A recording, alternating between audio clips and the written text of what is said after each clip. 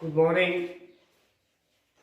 आज के इस वीडियो के अंदर व्यंजन संधि का थोड़ा सा जो पार्ट है वो भाग है वो बचा हुआ था, उसको हम क्लियर कर लेते हैं। 4 नियम हम व्यंजन संधि के पीछे पढ़ चुके हैं, उनको आपको रिवीजन करना है, ध्यान करना है। प्रथम अक्षर का तृतीय अक्षर में बदलना, प्रथम अक्षर का पंचम वर्ण के अंदर बदलना, इस प्रकार से आप पीछे के जो आपके नियम हैं उनको एक बार आपको रिवीजन कर लेना है। अब अपन चौथे पांचवें नियम पर आते हैं। तो व्यंजन संधि के अंदर जिन जिन शब्दों के मेल से जो संधि होती है उनका ही हम अध्ययन कर सकते हैं। पहले भी मैंने आपको कहा था, सारे के सारे व्यंजनों के अंदर संधि होना यह अनिवार्य नहीं है और होती नहीं है, जरूरी नहीं है। जिन जिन व्यंजनों से संधि होकर के नए शब्द बनते हैं उनका अध्ययन हम उनसे संबंधित नियम पढ़ सकते हैं अपन। तो यहाँ पांचवा नियम जो आपका कह रहा है कि न संबंधी नियम है। जो व्यंजन न होता है उससे संबंधित नियम क्या है कि अगर किसी भी शब्द के अंदर जो आपका पूर्व पद होता है उस पूर्व पद के अंदर री है, र है या स है, तो अगला जो आगे आपका न मिलेगा, उत्तर पद में जब न होगा प्रथम अक्षर के रूप में और पूर्व पद के अंदर कहीं पर भी अगर री, र और स है, तो जो उत्तर पद का न है वो ण में बदल जाएगा। किस में बदलेगा? ण में बदलेगा। आराम से समझना, ध्यान से देखना। देखो, आपको दो पद होते हैं, यह है पूर्व पद, यह है उत्तर पद। न संबंधी नियम यह है कि जो आपका पूर्व पद है उस पूर्व पद के अंदर कहीं पर भी री हो सकता है, र हो सकता है, स हो सकता है। कोई जरूरी नहीं है कि यहां आगे ही हो। अगर इनमें से कोई भी शब्द है, वर्ण है और आगे न मिल रहा है, तो ये जो आपका न है वो ण में बदलेगा। जैसे यहाँ परी शब्द लिखा हुआ है, परी के अंदर र है और मेल किससे हो रहा है? न से हो रहा है, तो इसमें तो कोई परिवर्तन नहीं होगा। परी शब्द के अंदर तो किसी भी प्रकार का कोई परिवर्तन नहीं होगा, लेकिन परिवर्तन होगा इस न के अंदर।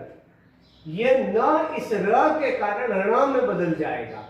इसलिए परी शब्द तो अपन ऐसे कैसे लिखेंगे? अब र के साथ न मिलने से न किसमें बन गया? अणा के अंदर। और म ऐसे कैसे लिखना है? शब्द हो जाएगा परिणाम।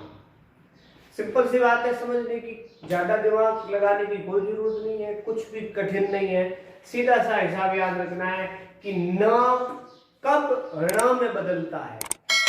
न कब ण में बदलता है? जब न के साथ स, र और री का मेल होता है। इन वर्णों का मेल जब न के साथ होता है तो न जो है वो ण में बदल जाएगा। बाकी किसी शब्द में कोई परिवर्तन नहीं करना है। यहां पर परी लिखा हुआ है, इसमें र आ गया, आगे न आ गया, इन दोनों का मेल हुआ तो न जो है वो ण में बदल गया। बाकी कोई परिवर्तन नहीं करना है। न के पीछे आ की मात्रा है तो आ की मात्रा लगा देनी, ई की मात्रा है तो ई की मात्रा, ऊ की मात्रा है तो ऊ की मात्रा, जो मात्रा है न पे वही ण पे लगेगी। अब बात आती है अपने दूसरे नियम की, और वो दूसरा नियम क्या कह रहा है? म संबंधी नियम। म संबंधी नियम क्या कह रहा है? इसमें कह रहा है कि म के बाद यानी म के साथ अगर क से लेकर के म तक, क से लेकर के म तक का मतलब स्पर्श व्यंजन सारे। स्पर्श व्यंजन कहां से होता है? क, ख, ग, घ, ढ, फिर आप च, छ, ज, न, ट, ठ, ड, ढ, ण, त, थ, द, ध, न, प, फ, ब, भ, म।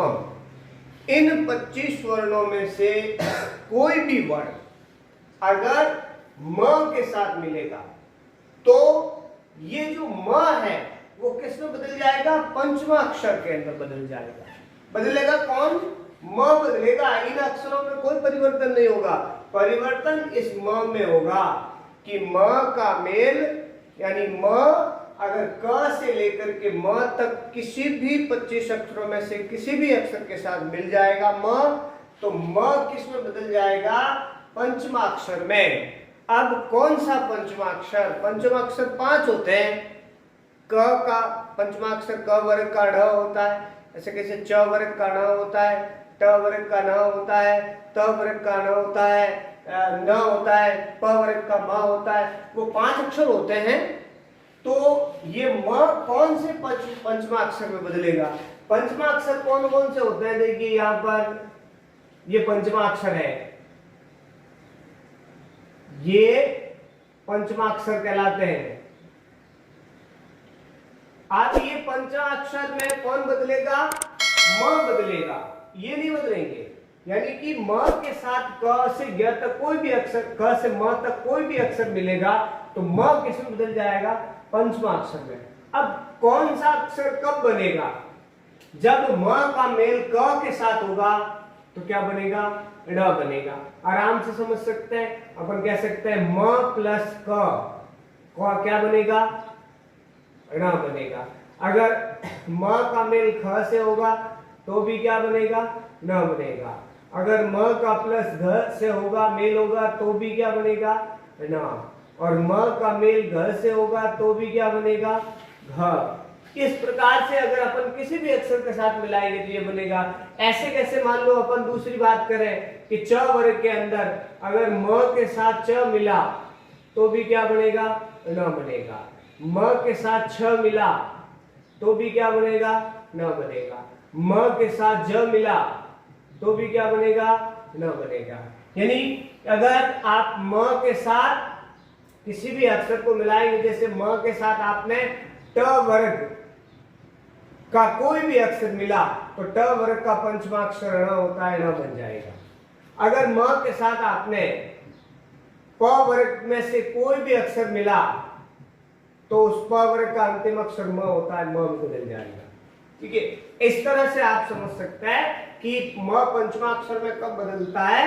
कि जब म के साथ क से लेके म तक कोई भी अक्षर म के साथ मिलेगा तो म जिस अक्षर के साथ मिल रहा है उस अक्षर का पंचमा अक्षर बन जाएगा, उस वर्ग का पंचमा अक्षर बन जाएगा।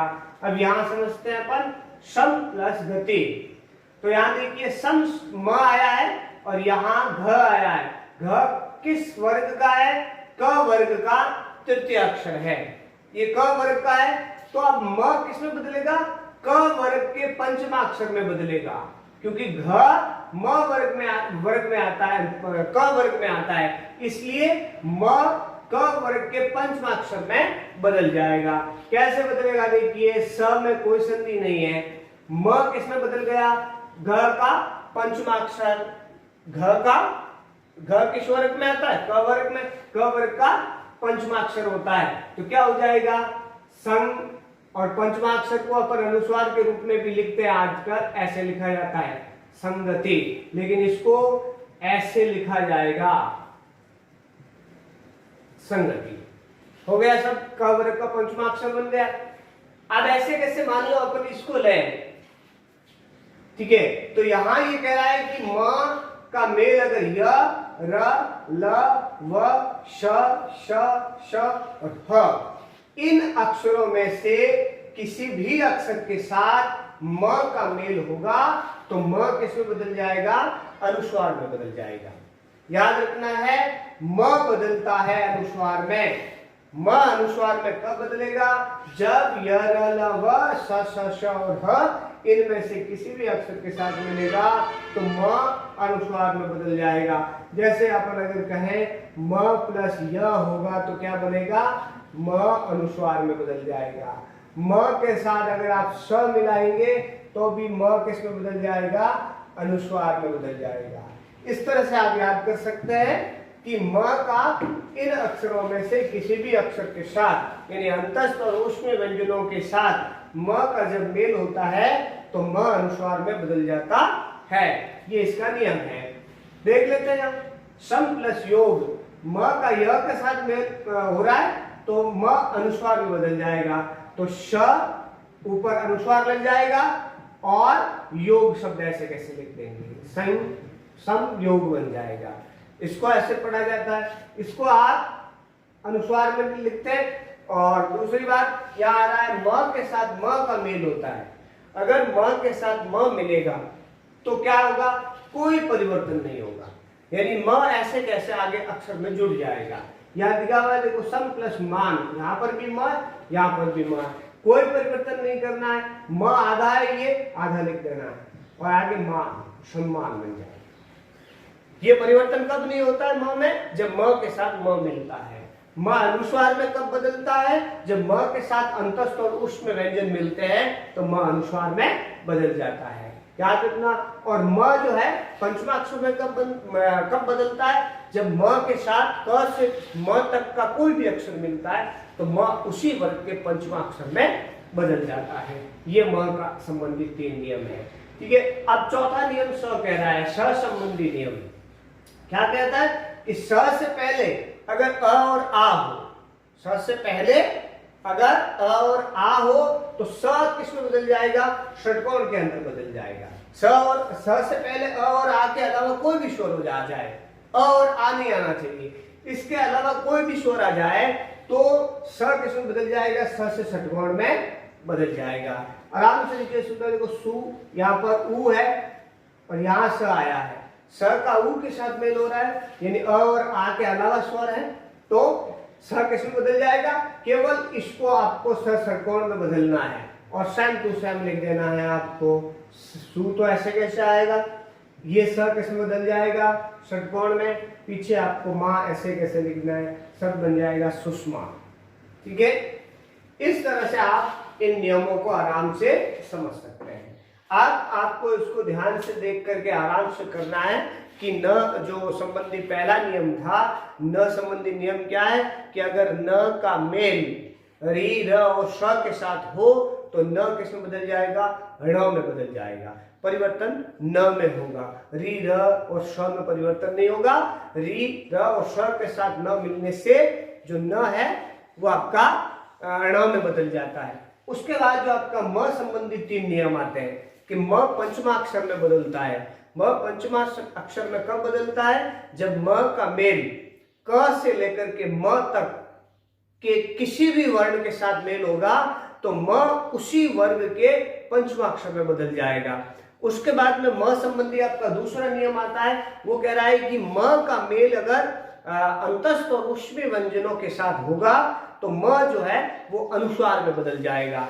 आराम से कि वो अंतस्थ वर्ण कौन से कहलाते हैं, य र ल व, उष्मी व्यंजन है श श श और ह, इनके साथ अगर म का मेल होगा तो म जो है आपके अनुस्वार के अंदर बदल जाएगा। तीसरा नियम कहा जा रहा है कि म में कोई परिवर्तन नहीं होता है। कब नहीं होता है, जब म के साथ म का मेल होता है तो म में कोई परिवर्तन नहीं होता है। आपका इसका लास्ट 7वां नंबर था स संबंधी नियम।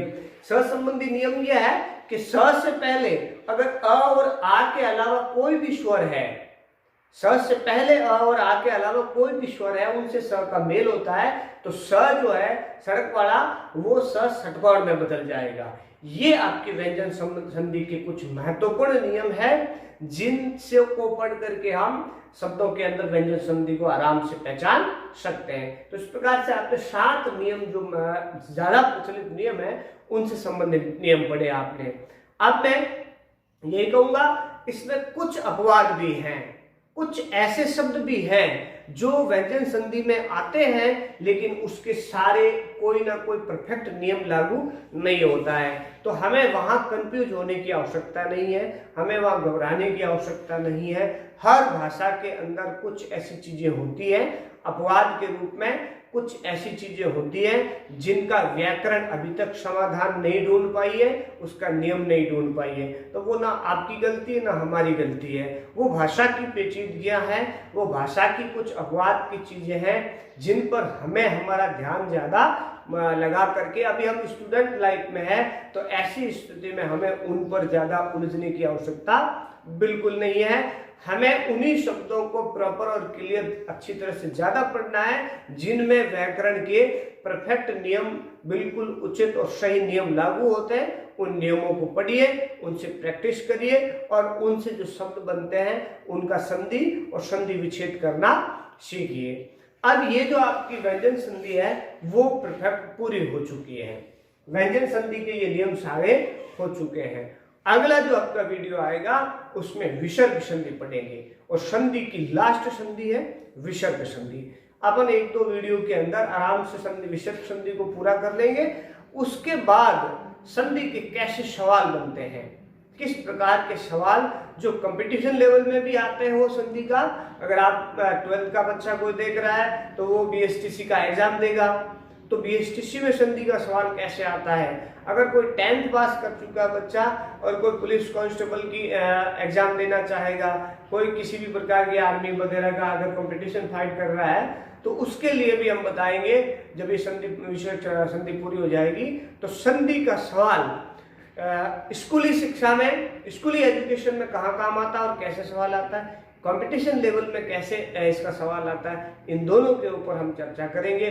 और किसी भी बच्चे को अगर संधि संबंधी कोई दिक्कत है तो वो आराम से इस सवाल को पढ़ सकता, इनको पढ़ करके पूछ सकता है और हम यथाउचित उसका जवाब देने की कोशिश करेंगे। इसलिए आप इसको देखिए, आराम से घर पे बैठ करके अपनी पाठ्य पुस्तक निकालिए, पाठ्य पुस्तक के पाठ पढ़िए, पाठों में जो शब्द आते हैं उन शब्दों को पढ़िए, शब्दों को विच्छेद करिए, अलग करिए, शब्दों में संधि ढूंढिए, किस प्रकार की कौन सी संधि का प्रयोग हुआ है, क्यों हुआ है, उसका एक एक शब्द का जब आप अभ्यास करेंगे तो ही आपको संधि अच्छी तरह से याद होगी। ऐसा कोई भी टीचर नहीं है जो आपको केवल ये 7, 8, 10 नियम बता दे और क्या आप उस नियमों को याद कर लो आपको संधि आ जाएगी। मेरा मानना है कि नियम केवल याद कर लेने से संधि कभी भी आपकी क्लियर नहीं होगी, कभी भी पूर्ण नहीं होगी। नियम याद होने के साथ साथ जितने शब्द हैं, हम अधिकतम शब्दों को जब हम खुद पढ़ेंगे, हमारी नजर के सामने जब वो शब्द आएंगे, हम उस शब्द को पढ़ेंगे, उसका विच्छेद करेंगे, उसको मिलाएंगे, संधि करेंगे, तब हम संधि को अच्छी तरह से कर पाएंगे। अभ्यास के बिना कोई भी कार्य पूर्ण नहीं होता है। किसी भी कार्य के अंदर कोई भी विशेषज्ञ नहीं बन सकता है। जितना ज्यादा अभ्यास उतनी ज्यादा आपके पास शिक्षा आएगी। हम ये नहीं कहते कि हम परफेक्ट हैं, हम अच्छे हैं, हम सबसे, लेकिन हर इस धरती पर हर व्यक्ति जो है वो विद्यार्थी होता है और अंतिम समय तक विद्यार्थी ही रहता है, क्योंकि उसे हर बार नया नया नॉलेज प्राप्त होता रहता है। विद्या ग्रहण करने को हमें भी मिलती है, हम भी विद्या को ग्रहण कर रहे हैं। हमारे पास जितना है उतना हम आपको देने की कोशिश करते हैं। और इस बीच अगर किसी भी प्रकार की मानवीय भूल हो जाती है, किसी भी प्रकार की अगर चूक हो जाती है, तो वो एक नेचुरल होती है, प्राकृतिक होती है कि मनुष्य का स्वभाव गलतियां करना है, हो जाती है कहीं गलती, तो उसको अदरवाइज में नहीं लेना है, उसको ऐसे नहीं लेना है आपको। और हम और आप मिल करके हम इस शिक्षा के क्षेत्र के अंदर जो हमसे निम्न बच्चे हैं उन बच्चों को हमारे स्तर तक लाने के लिए, एक अच्छी शिक्षा देने के लिए हम सब मिलकर प्रयास करेंगे। तो निश्चित रूप से जितने भी विद्यार्थी हैं जो हमसे शिक्षा ले रहे हैं उनको अच्छा फायदा होगा, सभी बच्चों को, सबको फायदा होगा। अंत में आप इतना ही कहूँगा कि आप इस वीडियो को जरूर देखिए, इसको लाइक करिए, शेयर कीजिए, अधिक से अधिक अपने मित्रों तक इस वीडियो को आप पहुंचाइए, ताकि जितना फायदा आपको हो उतना ही किसी दूसरे विद्यार्थी को भी मिल सके। और इसके अंदर आप होमवर्क के रूप में इन नियमों को पढ़ करके पाठ्य पुस्तक में से इन नियमों से रिलेटेड कुछ शब्द निकालिए और उनकी संधि करिए, संधि विच्छेद करिए और आप प्रैक्टिस करिए।